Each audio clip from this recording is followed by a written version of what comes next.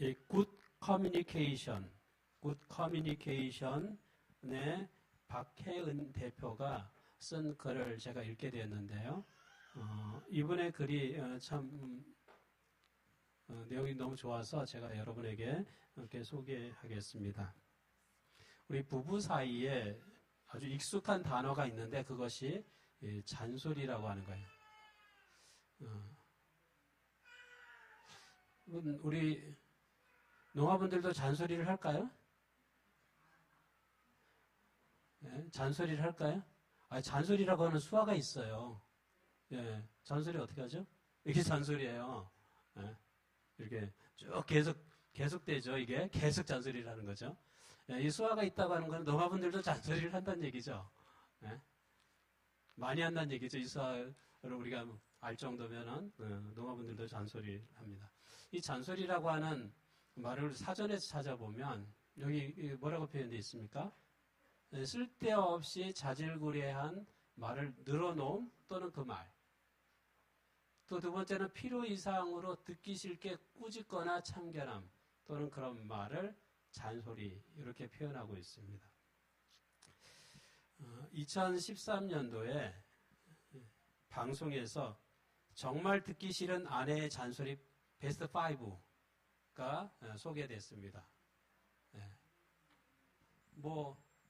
지금도 별로 다르지 않을 것 같은데요.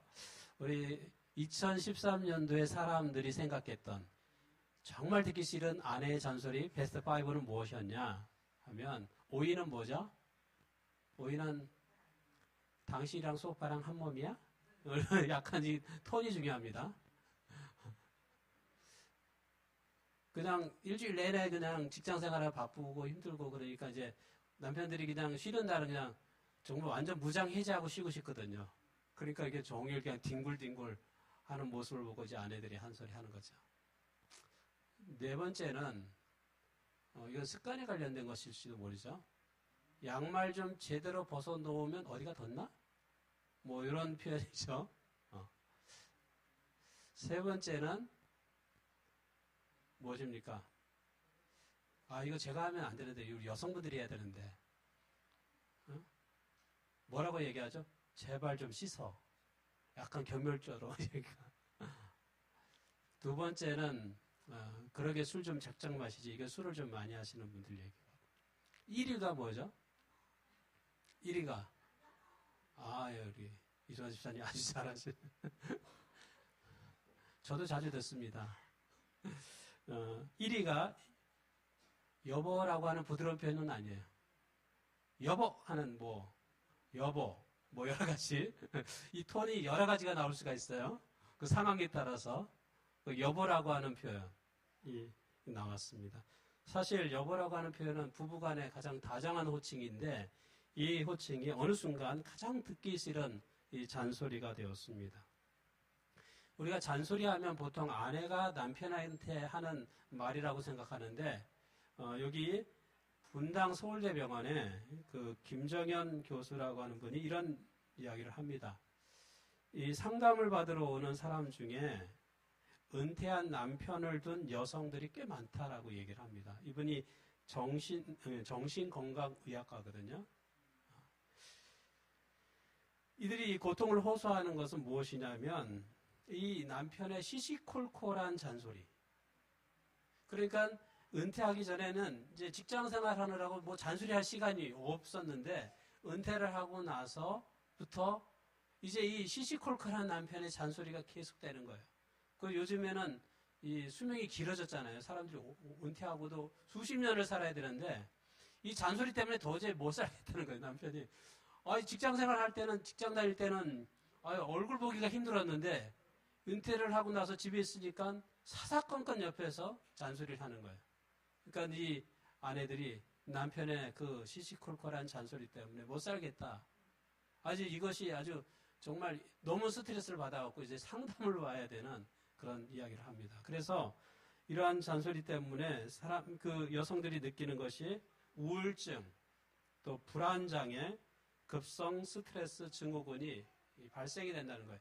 근데 이러한 증상은 어떨 때 나타나는 거냐면 언어 폭력을 당했을 때 사람이 언어 폭력을 당했을 때 나타나는 증상이 우울증, 또 불안장애, 또 급성 스트레스 증후군. 이게 언어 폭력을 당할 때 나타나는 증상인데 이 증상이 뭐 할 때 나타나요? 남편이 시시콜콜하게 잔소리를 할 때 이 동일한 현상들이 몸에서 일어난다라고 얘기합니다. 이 세계적인 대문호였던 우리 톨스토이라고 하는 사람이 있습니다. 러시아의 작가죠. 특별히 부활이라고 하는 또 사람 무엇으로 사는가 뭐 이런 책을 쓴 아주 유명한 작가입니다. 이 작가가 이 글을 통해서 많은 사람들에게 영향을 끼치고 또 많은 사람들이 이 작가를 사랑하고 좋아합니다. 그런데 이 톨스토이의 노후 생활은 굉장히 비극적이었다라고 얘기해요. 그것은 아내와의 관계 때문이었습니다. 이 톨스토이는 부인과의 가정불화를 경험했어요. 그래서 너무나 견딜 수 없어가지고 이 사람이 집을 뛰쳐나옵니다. 집을 뛰쳐나와가지고 어느 시골역 대합실에서 세상을 떠납니다. 그러면서 이 톨스토이가 마지막에 남긴 말, 마지막 순간에 남긴 말이 무엇이었냐면 어떤 말을 하고 죽었을까요? 이 톨스토이가. 아무도 모르죠. 그가 이런 말을. 그런데 우리가 상상하지 못한 말을 하고 제발 아내가 절대로 내 가까이 오지 못하게 하라. 그 말을 하고 세상을 떠났다는 거예요. 이게 어디 세상 떠날 때 사람이 할 말입니까? 제발 너무나 싫은 거였죠. 너무나 그 아내의 잔소리, 아내의 불평, 그 신경질적인 말이 너무나 몸서리치도록 너무 싫어가지고 이 톨스토이가 마지막 남긴 마지막 말이 절대로 아내가 내 가까이 오지 못하게 해달라. 그 말을 하고 세상을 떠났다는 것입니다. 여러분, 우리가 정말 행복하게 사는 것은 내 자신의 마음의 상태도 중요하지만 때로는 많은 경우는 이 인간관계 속에서 사람들의 행복이 나타나게 됩니다. 그래서 이 인간관계를 어떻게 하느냐에 따라서 우리가 행복해질 수도 있고 때로는 불행해질 수도 있어요. 오늘 주님께서는 이 팔복을 통하여 다른 사람과의 관계를 통한 행복에 관하여 우리에게 이야기하고 있습니다. 예수님은 우리가 행복하기를 원하실까요? 우리가 다 행복하기를 원합니다. 바랍니다. 하나님께서 그렇게 원하세요. 마치 우리들의 자녀들이 우리가 자녀를 잘 키우고 이제 시집장가 보내면 뭐 하기를 바라요? 잘 살기를 바라잖아요. 그래 너희가 잘 살아라. 행복하게 살기를 바라요. 어느 부모도 자녀들이 불행하게 살기를 원하지 않습니다. 마찬가지에 하나님께서도 이 세상에 살아가는 우리 모든 우리 주님의 자녀들이 행복하게 살기를 원해요. 그래서 예수님께서 이제 산에 오르셔서 그 무수한 사람들 앞에서 제일 처음 얘기한 게 뭐예요? 우리 인간의 행복에 대하여, 인간의 축복에 대하여 어떻게 사람의 복된 인생인지를 그것을 예수님께서 말씀하신 것입니다. 우리가 지난 시간 4가지를 살펴봤는데요. 지난번에 살펴본 4가지와 오늘 살펴본 4가지가 이 성경학자들은 때때로 이것을 약간 구분을 하기도 합니다.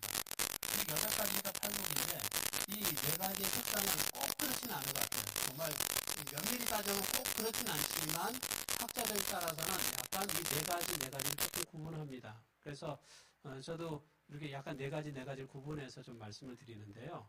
지난주에 말씀드렸던 4가지 복은 약간 어떻게 보면 개인적이고 또는 소극적인 그런 의미의 복이에요.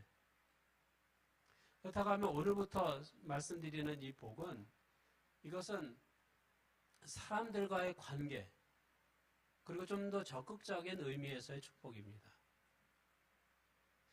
그래서 오늘 저는 여러분과 함께 그 인간관계 속에서 그러니까 사람들과의 관계 속에서 어떻게 우리가 행복하게 살 것인지에 대하여 주님께서 우리에게 말씀을 주셨다라고 하는 것입니다. 그래서 우리가 주님께서 주신 이 행복의 8가지 원리 가운데 오늘 마지막 다른 사람과의 관계 속에서 행복해질 수 있는 4가지를 함께 살펴보려고 합니다. 예수님은 다른 사람과의 관계에서 인생을 행복하게 사는 비결을 말씀하셨습니다. 그 첫 번째 비결이 무엇이었어요? 긍휼히 여기는 자가 되라고 하는 것입니다.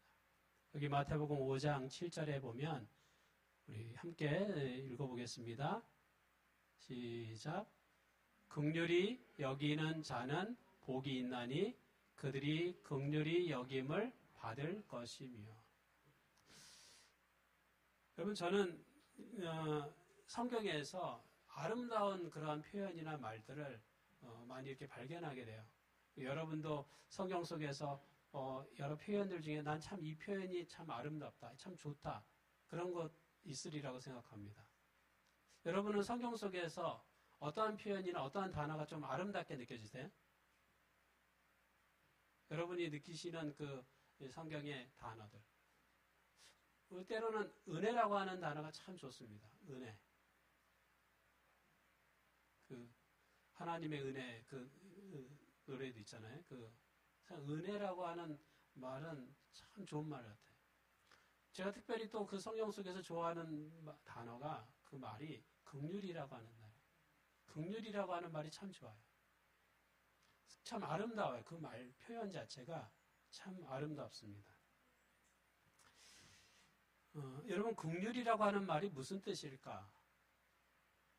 국어사전에 보면 불쌍히 여겨 돌보아준다, 그런 뜻이 긍휼이라고 나와 있어요. 여기 프레드릭 부셔너라고 하는 사람이 이런 이야기를 합니다. 긍휼은 다른 누군가를 깊이 생각하고 느끼게 하는데 꼭 필요한 감정적 능력이다, 이렇게 얘기했어요. 다른 누군가를 깊이 생각하고 느끼게 하는, 그냥 겉모습 보고 판단하는 것이 아니라 그 사람의 내면 깊숙한 것을, 또는 그 사람의 깊은 그 삶의 처지와 마음의 슬픔, 아픔, 모든 것까지 정말 깊이 생각하고 느끼게 할 때, 그럴 때 정말 필요한 그런 감정의 뭐예요? 긍휼이라고 하는 거예요. 어떤 사람 그냥 겉으로 볼 때는 그냥 저 사람 뭐 좋은가 보다, 즐거운가 보다가 아니라 정말 그 사람을 깊이 생각하면 그 사람의 처지와 여러 가지들을 우리가 살펴서 생각할 수 있는 것이죠. 여기 보면 그런 이야기를 이어서 합니다. 상대에게 평화와 기쁨이 있을 때에야 비로소 나에게도 진정한 평화와 기쁨이 존재할 수 있다는 깨달음이라는 거예요. 긍휼이라고 하는 것이 깨달음이에요. 내 앞에 마주보고 있는 상대방이 정말 기쁘고 행복하다라고 느낄 때 누구도 기쁘고 행복한 거예요? 나도 기쁘고 행복한 거예요. 근데 내가 바라보고 있는 그 상대방이 너무나 슬퍼요, 아파요. 그럼 누구도 아프고 슬픈 거예요? 나도 아프고 슬픈 거예요. 그래서 여러분, 선한 사마리아인의 비유에서 보면 그 사마리아인이 강도 만난 자를 도울 수밖에 없었던 건 뭐 때문에? 이 긍휼이 마음이 있었기 때문에. 그 사람이 아프고 슬픈 것이 누가 아프고 슬픈 거예요? 내가 아프고 슬픈 거예요. 여러분, 긍휼이라고 하는 마음이 우리 그리스도인들에게 정말 필요한 덕목입니까? 정말 필요한 것 같아요? 여러분, 우리 그리스도인들이 비난받는 이유가 뭐예요? 예수님께서 가르쳐 주신 이 긍휼의 마음이 없는 거예요. 누군가는 아프고 슬픈데 그 아프고 슬픈 거는 나는 뭐예요? 나는 아프고 슬프지 않은 거예요.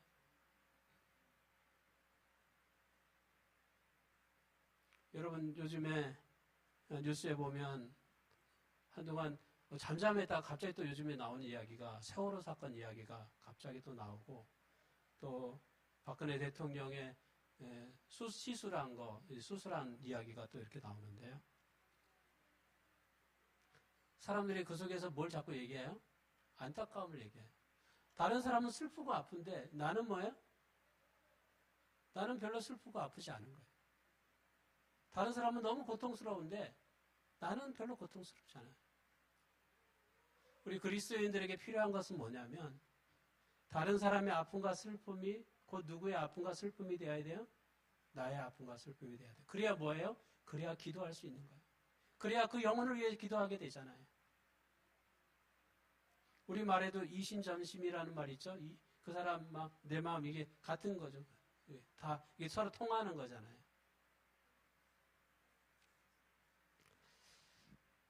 긍휼이라고 하는 말이 영어로는 compassion이라고 하는 표현을 합니다. 이 compassion이라고 하는 말은 창자가 끊어지는 것 같은 고통이라고 하는 뜻을 가지고 있다. 창자가 끊어지는 것 같은 고통, 그게 긍휼이라는 거예요. 예수님께서 우리를 볼 때 그런 마음을 가지시는 거죠. 창자가 끊어질 것 같은 고통. 인간의 죄된 모습을 보면서 예수님은 창자가 끊어질 것 같은 고통, 아픔을 느끼시는 거라고 하는 것입니다.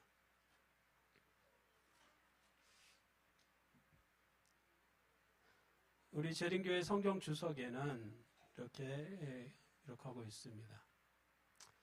그리스도가 여기서 말하는 긍휼은 인간을 향한 능동적인 선행이다. 자비의 행위는 영광의 왕국에 들어가는 시금석으로 제시되어 있다. 여러분, 긍휼은 뭐라 그랬어요? 인간을 향한 능동적인 선행이다. 적극적인 선행이라고 하는 거죠. 여러분, 우리는 적극적으로 이웃을 사랑해야 된다는 거예요. 적극적으로 이웃을 사랑해야 된다. 참된 긍휼이라고 하는 것은 마음만 먹는 게 아니에요. 마음으로만 생각하는 게 아니에요. 적극적인 선행이 동반되어야 하는 것입니다. 여러분, 예수님을 보세요. 예수님은 우리를 사랑하셨습니까? 예수는 우리를 사랑하셨습니다. 우리를 긍휼히 여기셨습니까? 예수님 우리를 긍휼히 여기셨습니다. 그래서 뭐 하셨어요? 아예 안 됐다, 불쌍하다, 그러고 끝났나요? 아니요. 예수님 우리를 긍휼히 여기셨기 때문에 뭐 하셨어요? 이 땅에 오셨어요. 이 땅에 죄인이 득실되는 이 땅에 인간의 모습으로 오셨고, 그 인간을 구원하기 위해서 뭘 당하셨어요? 십자가에 못 박혀 죽으셨습니다. 그게 뭐예요? 그게 긍휼이에요. 불쌍히 여기고 안타까워하는 그 마음이 끝. 그게 아니라는 거죠. 불쌍하고 안타깝기 때문에 뭐 할 수밖에 없어요? 창자가 끊어지는 고통이 느껴지는 거예요. 그래서 뭐예요? 그 관계를 회복시키기 위해서 예수님께서 이 땅에 오셔서 인간을 구원하기 위하여 십자가를 짊어지시는 것이죠. 그게 긍휼이라고 하는 것입니다. 적극적인 선행인 것이죠.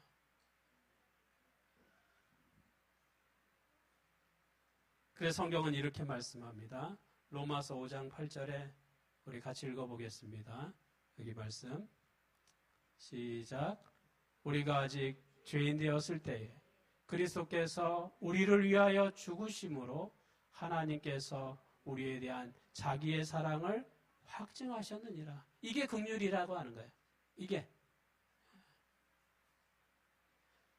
그냥 안타까워, 쟤 안 됐다, 그것뿐만 아니라 그 안타까운 상황을 바꾸기 위하여, 개선하기 위하여, 변화시키기 위하여 예수님께서 직접 이 세상에 오셔서 그렇게 십자가에 달려 돌아가셔서 예수님이 정말 예수님은 우리를 뭐 하신다?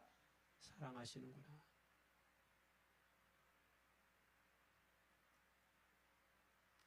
저희 집사람도 가끔 저한테 여보 나 사랑해? 이렇게 얘기를 합니다. 그럼 사랑하지? 그러면 말로만? 저도 잘 못하는 것 같아요. 네. 여러분 우리가 마음만으로는 부족하죠. 그 마음이 뭐로 나타나야 돼요?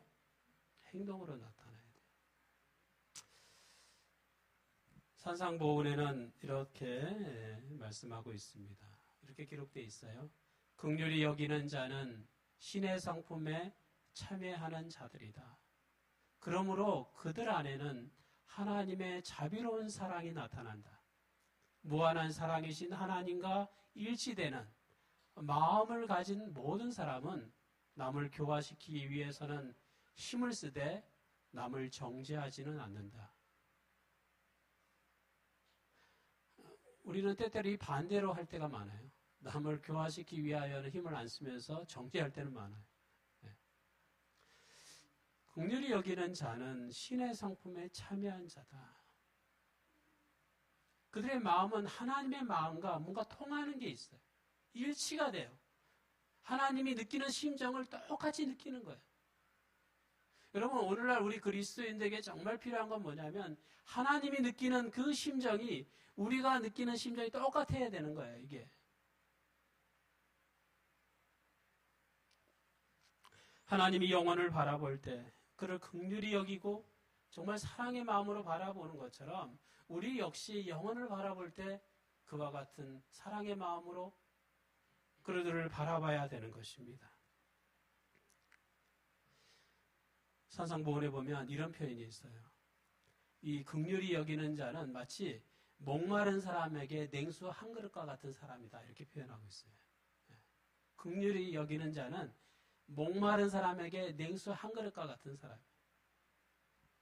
여러분, 한여름, 정말 떼약빛이 내리쬐는 한여름에 운동장을 오래 달리기를 한다고 운동장을 한 바퀴, 두 바퀴, 옛날에 체력장 시험이 있어가지고 이 한 1000m를 뛰거든요. 한 몇 바퀴 뛰다 보면 그 한여름에 뛰니까 막 갈증이 나는 거예요. 너무 갈증이 나요. 그럴 때는 뭐가 필요해요?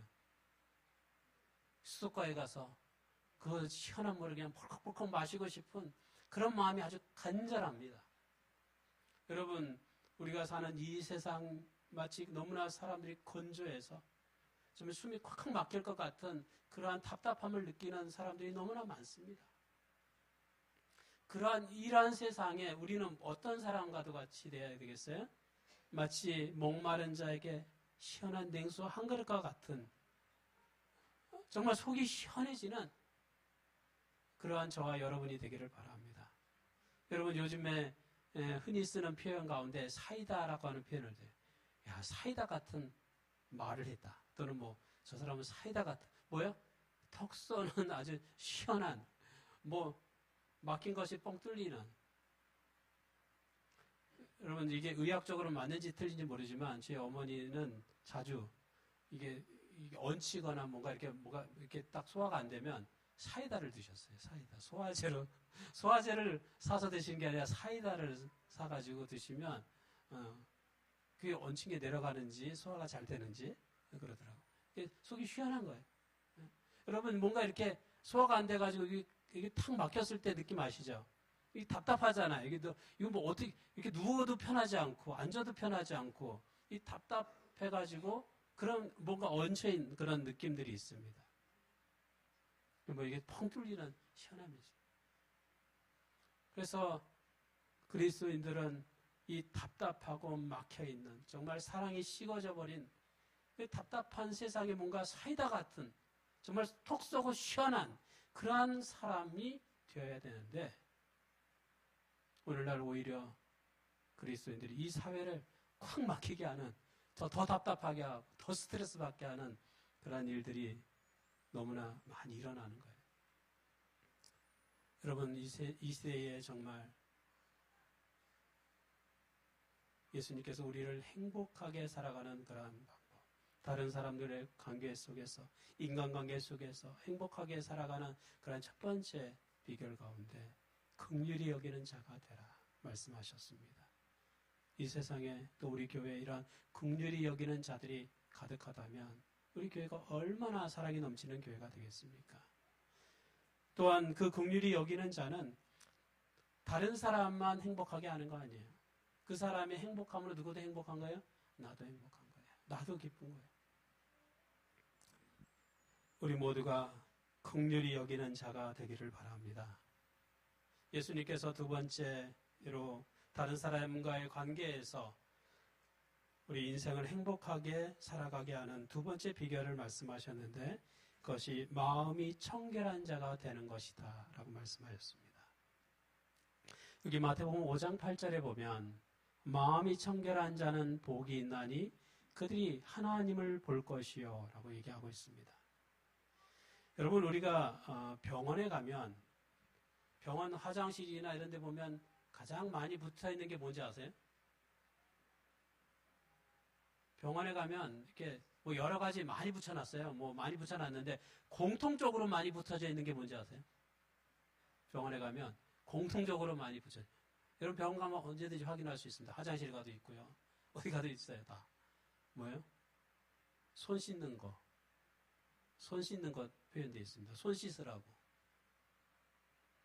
손을 이렇게, 손 씻는 법도 아주 자세히 해놨어요. 이렇게 씻고, 이렇게 씻고, 이 깍지 씻고, 뭐 이렇게 쭉 해놨어요. 왜요? 손만 잘 씻어도 질병을 많이 예방할 수 있다. 그건 사실입니까? 사실이에요. 저도 경험해봐서 알아요. 왜냐하면 병균이 사람 손을 타고 많이 이동합니다. 근데 그 손이 또 어디로 갑니까? 입으로 가요. 그러니까 손에 병균이 있으면 그 병균이 어디로 가요? 입을 통해 들어가는 거예요. 그래서 손만 잘 씻어도 질병을 많이 예방할 수 있다. 그래서 병원에 가면 손 씻는 그거 화장실마다 붙여져 있고 입구에도 붙여져 있고 그래요. 우리가 청결하기 위해서 손을 잘 씻어야 돼요. 때로는 몸을 잘 씻어야 돼요. 근데 오늘 성경 말씀에는 모두 잘 해야 된다고요? 모두 청결해야 된다고요? 우리 마음도 청결해야 된다. 마음의 청결에 대하여 이야기하고 있습니다. 예산상보원에는 이러한 표현이 있습니다. 더러운 것은 아무것도 하나님의 성에 들어가지 못할 것이다. 그곳 거민이 될 사람은 모두 이 세상에서부터 마음이 청결해져야 할 것이다. 마음이 청결한 자가 되어야 될 것이다. 이야기하고 있습니다. 근데 여러분, 우리는 우리의 마음이 순간순간 어떻게 변하는지를 너무나 잘 알고 있습니다. 여러분, 우리가 운전할 때만 해도 우리가 마음속으로 무수한 사람들 많이 저주합니다. 운전을 왜 졌다 이러. 저도 새벽 기도하고 이렇게 가는데 차가 이렇게 양쪽에 서 있으면 옆에 있는 차는 이렇게 넓게 돌아야 되는데 제가 앞에 가는데 갑자기 제 앞으로 차를 확 밀어넣는 거예요. 부딪힐 뻔했어요. 그때 순간적으로 마음속에 무슨 생각이 듭니까? 저 운전자는 벌써 제 마음속에서 죽었어요. 우리가 마음속으로 무수한 살인을 저지릅니다. 마음속으로 많은 사람들을 죽이고 많은 사람을 욕하고 순간순간 우리 마음속에 죄된 생각이 떠올라요. 미워하고 증오하는 마음들이 막 불씩불씩 일어납니다. 우리 과연 어떻게 우리의 마음을 청결하게 할 수 있을까요?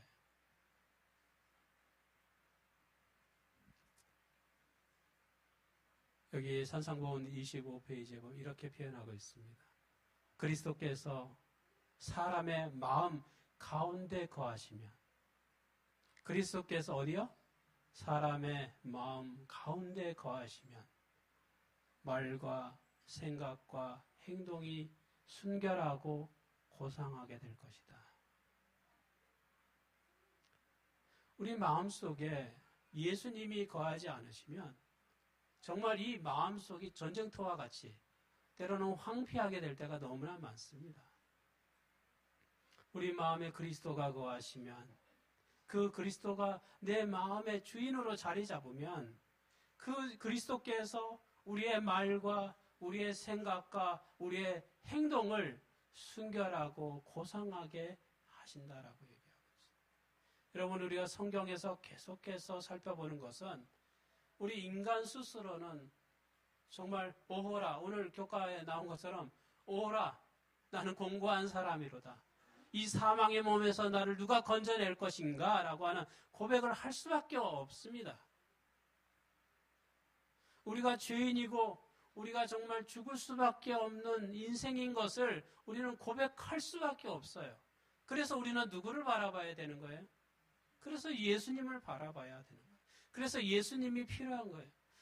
그 일을 누가 해줄 수 있어요? 예수님께서 가능하게 해주신 거예요.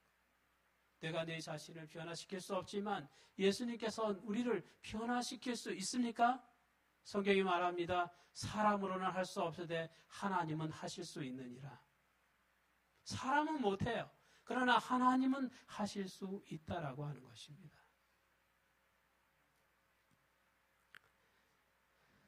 우리 마음속에 악하고 쓴 물들이 고일 때마다 그걸 우리가 퍼내야 하는 것이죠.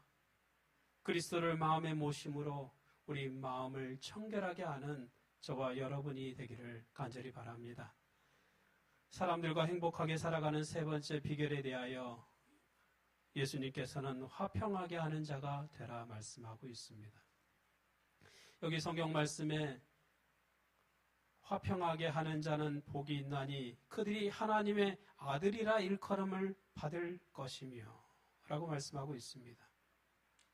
성경에서는 우리가 트러블 메이커가 되지 말고 무슨 메이커가 되라고요? 피스 메이커가 되라 이야기하고 있습니다.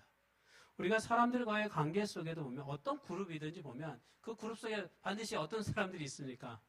트러블 메이커가 있어요. 자꾸 문제를 일으키는 사람들이 있어요. 교회도 그렇습니까? 교회도 그래요. 때때로 이 트러블 메이커들에 의하여 이 교회가 정말 풍비박산이 나는 경우들이 많이 있습니다. 그래서 저는 교회는 제가 자주 그런 비유를 하는데요. 교회는 마치 유리병과도 같아요. 뭐와 같다는 뜻이에요? 쉽게 깨질 수 있는 거예요. 여러분, 이 유리병과 같은 교회를 잘 우리가 서로가 잘 보살펴야 돼요. 이거 어떻게 보면 잘 조심해서 함부로 다루면 안 되는 거죠. 때로는 사람들 한 사람 한 사람도 뭐와 같아요? 유리병과 같아요. 그렇게 사람이 콘크리트처럼 단단하지 않습니다. 말 한마디에도 확 넘어질 수 있는 사람들이 많이 있습니다. 그래서 되게 뭐예요? 조심해서 함부로 다루면 안 돼요. 한 영혼 한 영혼. 교회도 마찬가지고. 그런데 때때로 어떤 사람들은 트러블 메이커들은 마치 교회가 콘크리트인 줄 알아요. 내가 무슨 일을 해도 이거 경고하리라고 생각해요. 또 사람이 유리병과 같은 연약한 사람인데 콘크리트 같은 줄 알아요, 사람. 그래서 그 마음속에 무수한 창을 꽂아도 괜찮다고 생각을 하는 사람이 있는 것입니다. 안 그래요, 사람은. 아주 사람은 굉장히 연약한 사람이에요. 아까 얘기했죠. 잔소리만으로도 사람이 우울증도 생기고 불안도 느끼고. 왜요? 말 몇 마디 때문에도 사람이 그렇게 깊은 상처, 내상을 받거든요. 겉으로는 멀쩡하지만 이 속 마음은 엄청난 상처를 갖고 있는 거예요. 그래서 성경은 말씀합니다. 이 사람들 간의 관계 속에 정말 행복하려면 우리가 뭐가 되라고요? 화평케 하는 자가 되라. 피스메이커가 되라. 이렇게 말씀하고 있는 것입니다. 여기 성경에 보면 그래서 예수님께서도 예수님을 우리가 평강의 왕이라고 말씀합니다. 성경은 예수님을 평강의 왕. 예수님은 이 땅에 뭐로 오셨어요? 피스메이커로 오셨어요. 평강의 왕으로 오셨어요. 그래서 예수님께서 탄생하셨을 때, 베들레헴에서 탄생하셨을 때 이 천사들이 찬양을 합니다. 어떤 찬양을 해요? 여기 누가복음 2장 14절에 나옵니다.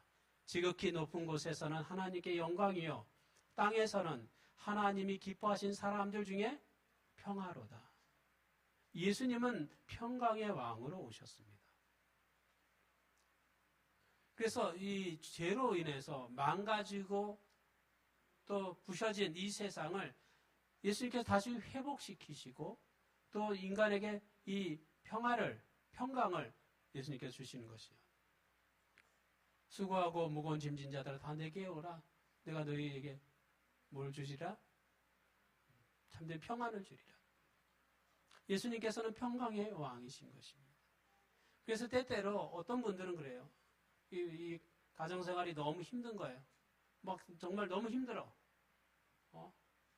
정말 왼수랑 사는 것 같아. 너무 힘들어. 근데 이 교회 오면은 마음이 편안한 거예요. 교회 오면 마음이 너무 편안해. 평강의 하나님께서 그 마음 가운데 역사하시는 거예요.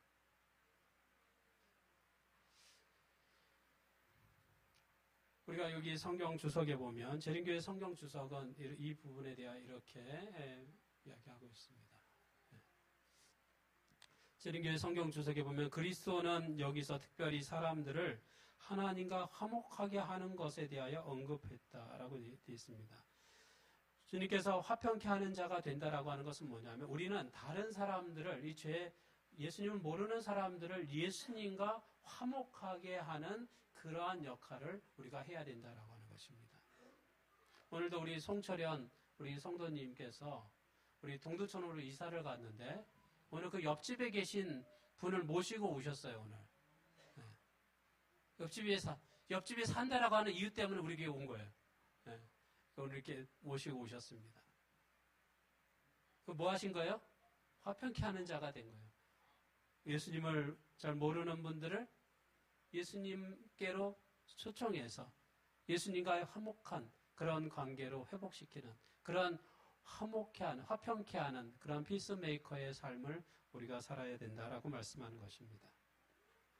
그것이 바로 우리 인생을 행복하게 하는 비결이라고 예수님 말씀하십니다. 예수님께서는 네 번째 인간이 행복하게 살아가는 비결은 의를 위하여 박해를 받는 자가 되는 것이다 말씀하고 있습니다. 박해를 받는다라고 하는 것은 어떻게 보면 좀 아픈 것이고 힘든 건데 이것이 무슨 복이냐, 이게 무슨 축복이냐라고 할 수도 있습니다. 근데 여기 마태복음 5장 10절에는 이렇게 얘기하고 있어요. 이 8가지 복 중에 마지막 복으로 기록된 복에 의를 위하여 박해를 받는 자는 뭐가 있다고요? 복이 있다는 거예요. 천국이 그들의 것이다. 지금 의를 위하여 핍박받는 이 상황은 너무나 견디기 힘들 수 있지만 그 상황 다음에는, 그러면 그 다음에 뭐냐? 그 다음에는 뭐가 있다는 거예요? 천국이 그들에게 것이다. 라고. 여러분, 올림픽을 위하여 선수들이 4년 동안 열심히 준비하죠. 제가 전에 특별히 아주 감명 깊게 봤던 그 장면이 유도 선수. 유도 선수 이제 첫 경기를 하고 두 번째 경기, 세 번째 경기 하면서 점차 이제 결승전까지 올라가잖아요. 그 결승전까지 가는데 5번 싸움을 하면 5번 이제 경기를 해요. 유도 경기를. 근데 그 5번 전체를 다 한판승으로 이긴 우리나라 선수가 있습니다. 정말 놀라워요. 어떻게 그걸 다 한판승으로 이겼는지. 그 사람이 처음 경기 때부터 결승전 할 때까지 그 경기 시간을 다 따지면 5분이 안 돼요. 5사람하고 했는데 5분이 안 된 시간에 다 이겼어. 한 판에 그냥. 근데 이 사람이 별로 말랐어요. 체격이 좋은 사람도 아니고 마른 사람이. 너무나 놀라운 거. 우리가 다 깜짝 놀랐어요. 이번에도 한 판승, 그 다음에도 한 판승, 그 다음에 한 판승, 결승전까지 한 판승. 결승전 하면 다 굉장히 잘하는 사람을 계속 만나는데 다 한 판승으로 이기는 거예요. 아, 놀라워요. 어떻게 그럴 수 있을까? 여러분, 이 사람은 굉장히 말랐는데 죽도록 훈련한 거예요. 죽도록. 4년 동안. 죽도록 훈련해서 누구를 만나도 다 한 판으로 넘길 수 있는 이 훈련이 된 거예요. 아무도 못 이겨. 그냥 잡히면 무조건 날아가게 돼 있어요. 그 훈련할 때 여러분 이 선수가 결승전에서 한판승으로 이기고 나서 뭐 했는지 아세요? 눈물을 쏟았어요. 그 전까지 눈물을 안 흘렸는데 눈물을 쏟았어요. 왜요? 4년 동안 얼마나 고생을 많이 했는지. 그 훈련하려고 얼마나 애를 썼는지. 너무 힘들었을 거 아니에요. 내가 이걸 왜 해야 되나? 근데 그 훈련 뒤에 뭐가 있어요? 금메달. 최고의 영예가 있는 거예요. 아깝지 않은 거예요. 여러분, 의를 위하여 박해받는 거 힘들어요, 안 힘들어요? 저기 올림픽 선수들이 훈련하는 것처럼 우리도 힘들죠. 여러분, 이 불신앙의 세상 속에서, 이러한 세상의 시스템 속에서 재림교인으로 산다는 거 쉽습니까, 어렵습니까? 어려워요. 여러분, 군대 가면 다 힘들다 그러죠. 재림군인으로 군대 가면 힘들까, 안 힘들까요? 군대보다 더 힘든 게 신앙 지키는 게 더 힘든 것 같아요. 군대 훈련도 힘들지만은 그 훈련보다 더 힘든 게 신앙을 지키는 게 더 힘들어요. 재림교인으로 살아가는 게 때때로 쉽지 않습니다. 막 사는 게 더 쉬운 것 같아요. 막 사는 게. 그런데 그렇지 않아요. 여러분, 믿음대로 신앙대로 사는 자에게 여기 뭐라고 얘기합니까? 천국이 그들의 것입니다.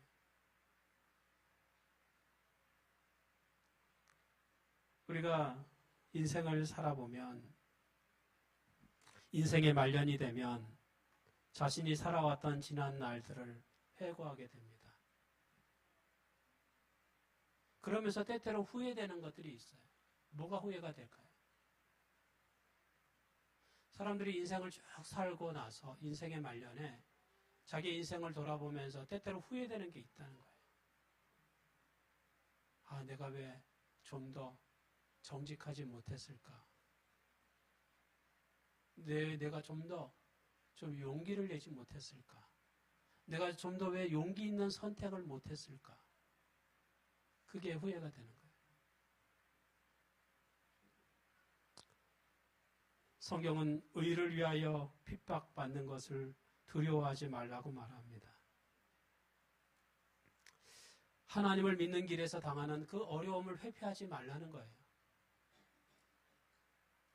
성경은 이렇게 이야기합니다. 사도 바울은 초대교회 성도들을 향하여 이렇게 얘기합니다.